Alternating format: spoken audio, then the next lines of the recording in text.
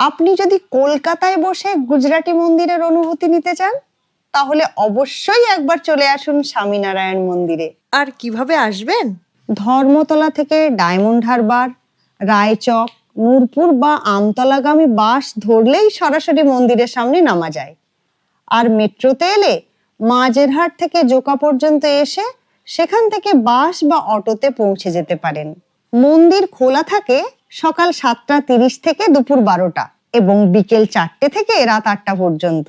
আমরা পৌঁছেছিলাম সন্ধ্যা 7টার দিকে, তাই আরতিটা মিস করেছি। আপনারা কিন্তু মিস করবেন না।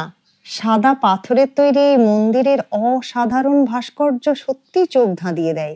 এখানে এলে এক অপূর্ব শান্তি অনুভব করবেন। এখানে রয়েছে ক্যান্টিনের সুস্বাদু ভেজ খাবার, কেনাকাটার দোকান এবং পর্যাপ্ত পার্কিং ব্যবস্থা। আমরা পরিবারের সবাই মিলে সন্ধ্যাটা দারুণভাবে উপভোগ করেছি। তাহলে আর দেরি কেন?